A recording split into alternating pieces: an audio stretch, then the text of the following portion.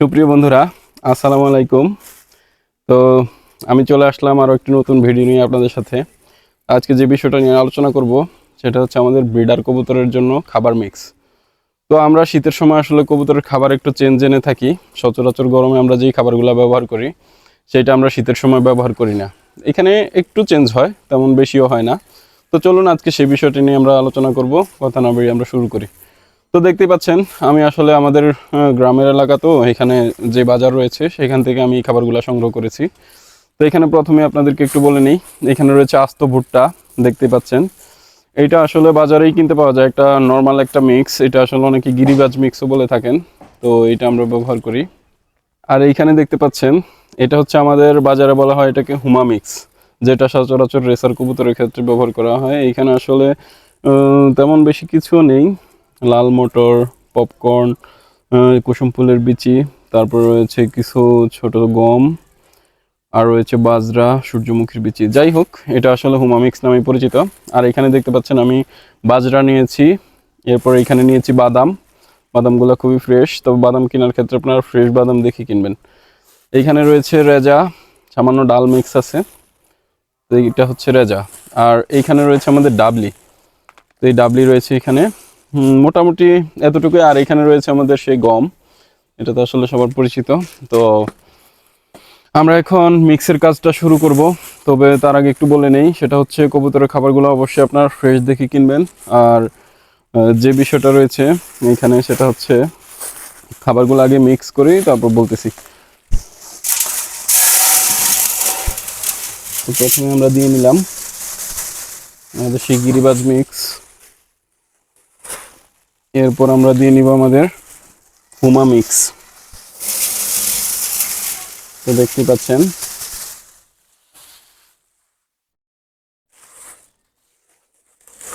এখানে রয়েছে আমাদের বাজরা। বাজরাটাও আমরা দিয়ে নিলাম।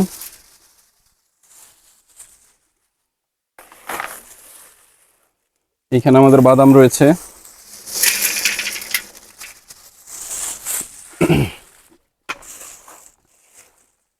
এইখানে রয়েছে আমাদের রেজা।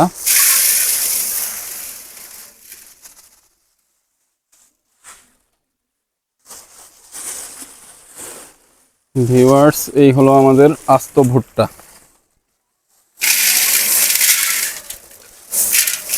ভুট্টা দিয়ে নিলাম। এই রয়েছে আমাদের ভুট্টা ভাঙা বা গুঁড়া ভুট্টা, যেটা মেশিনে গুঁড়া করা হয় ওইটা। আমি দুইটাই ব্যবহার করি, কোনো সমস্যা হয় না।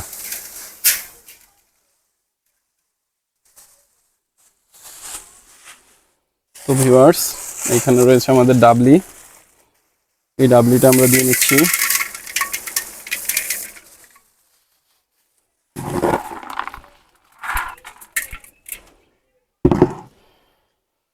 আর এইখানে রয়েছে আমাদের সেই গম, গমটা দিয়ে নিই।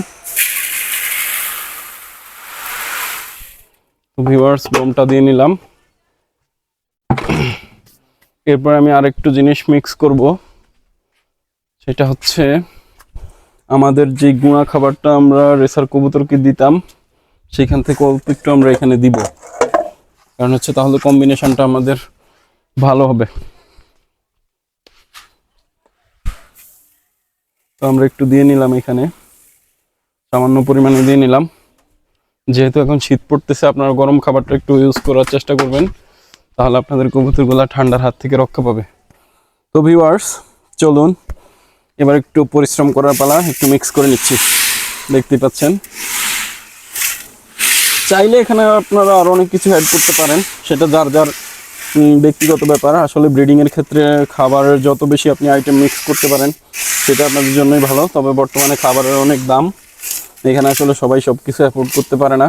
যারা নতুন শুরু করতেছেন তাদের ক্ষেত্রে তো আরও প্রবলেম হইতে পারে। তো যাই হোক, এই খাবারগুলো আপনারা দিলে মোটামুটি একটা ভালো রেজাল্ট পাবেন আপনাদের ব্রিডিং কবুতর থেকে। ভালো ডিম বাচ্চা আশা করলে এই খাবারটা দিতে পারেন।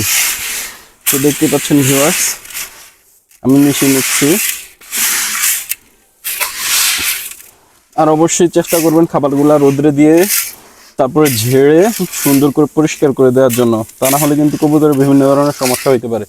বিভিন্ন ফাঙ্গাস, ভাইরাস, ব্যাকটেরিয়ার অ্যাটাক হইতে পারে লফটে। তো অবশ্যই আপনারা কবুতরের খাবারটা ঝেড়ে পরিষ্কার করে তারপরে দিবেন। দেখতেই পাচ্ছেন মিক্সটা তৈরি হয়ে গেল, মাশাআল্লাহ অনেক সুন্দর একটা মিক্স। তো এটা আপনি কবুতরকে দিলে ওরা খাবে, বাচ্চা কাচ্চা ভালো করবে, ব্রিডিংয়ে আপনারা ভালো করতে পারবেন। তো ভিউয়ার্স চলুন আমরা একটু খাবারগুলোকে পরিষ্কার করি। তো ভিউয়ার্স দেখতেই পাচ্ছেন এভাবে আমি আসলে খাবারগুলোকে পরিষ্কার করে থাকি।